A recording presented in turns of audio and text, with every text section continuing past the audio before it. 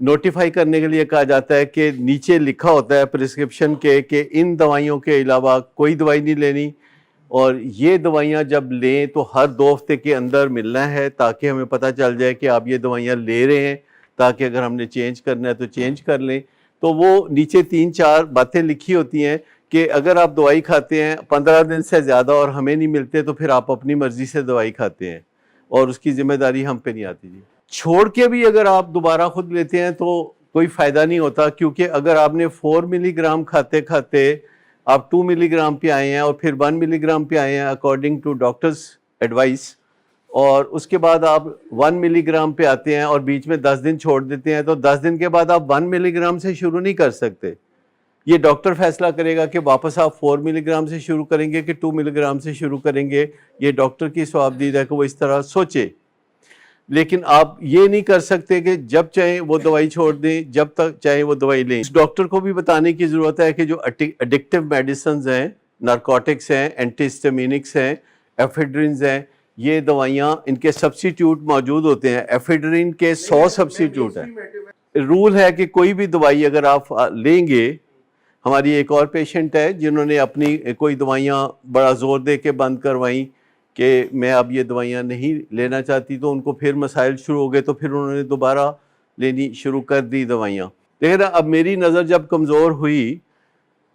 اور میں ابھی آپریشن نہیں میں نے کروانا تھا جو آنکھوں کا، میری نظر 7 سال پہلے کیٹریکٹ تھا تو آپریشن تو میں کرایا میں نے 3 سال پہلے۔ تو جب میری نظر کمزور ہوئی تو سب سے پہلے کام یہ ہوا کہ میں نے ڈرائیونگ چھوڑ دی۔ میں نے کہا ڈرائیور کے ساتھ چلوں گا، کیونکہ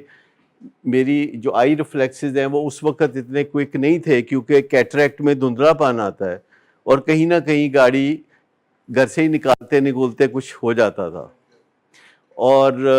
میں نے یہ بات تسلیم کر لی کہ اب میں ڈرائیونگ نہیں کروں گا۔ جی، فیصلہ جو ہے وہ آپ کا ڈاکٹر کرے گا، کیونکہ آپ کو پتہ ہے نا کہ ایون امریکہ میں جب لوگ شراب پیتے ہیں تو وہ کہتے ہیں کہ ڈرائیونگ نہیں کر سکتے، ٹھیک، اور کسی بھی بندے کو جب وہ سڑک پہ گاڑی چلاتے ہوئے دیکھتے ہیں تو اس کا ٹیسٹ کرتے ہیں کہ اس کے خون میں شراب ہے کہ نہیں، تو تھوڑی زیادہ یہ وہ اس چکر میں نہیں پڑتے، کہتے ہیں انڈر دی انفلوئنس ڈرائیونگ نہیں کرنی، حالانکہ ہر شراب پینے والا کہتا ہے میں کر سکتا ہوں۔ مسئلہ یہ ہے کہ کلیئرٹی آف مائنڈ ہے کہ آپ ڈرائیونگ کر سکیں، جو مرضی ہو جائے قانون کو نہیں توڑ سکتے۔ مثال کے طور پر آپ نے بہت پیٹ بھر کے کھانا کھایا ہوا ہے تو اب سیٹ بیلٹ آپ سے نہیں لگائی جا رہی، پیٹ پھولا ہوا ہے، تو الاؤ ہونا چاہیے کہ سیٹ بیلٹ نہ باندھے، سیٹ بیلٹ تو باندھنی پڑے گی جی، کیونکہ پھر آپ دوائی کھاتے ہیں تو اس کا کوئی سائیڈ افیکٹ ہوتا ہے، تو وہ نسخے کے اوپر لکھا ہوا ہے کہ یہ دوائی سبجیکٹ ٹو کنٹینویشن ہے، کاؤنسلنگ کی کنٹینویشن ہے کہ آپ کو دیکھا جا رہا ہے کہ نہیں دیکھا جا رہا۔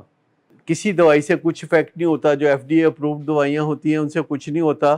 وہ اس بندے کے اندر اگر ولنریبلٹی ہے تو اس کی دوائی چینج کی جا سکتی ہے۔ ان جنرل لیتھیم دنیا کی بہترین اور ٹائم ٹیسٹڈ دوائی ہے،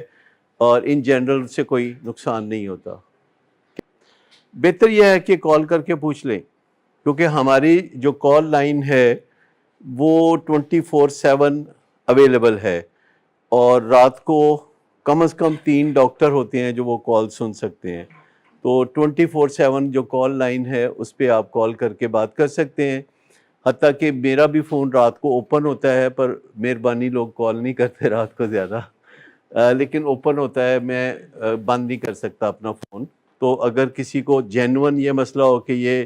مجھے ایمرجنسی ہو گئی ہے اور مجھے یہ دوائی استعمال کرنی ہے، تو میں اسے بتا سکتا ہوں کہ کرو کہ نہیں کرو۔ چاہے جائے کہ میں کسی سیشن میں ہوں تو نیکسٹ پروسیجر یہ ہے کہ اگر میں نہیں اٹھاتا فون تو محسن نواز کو کال کریں،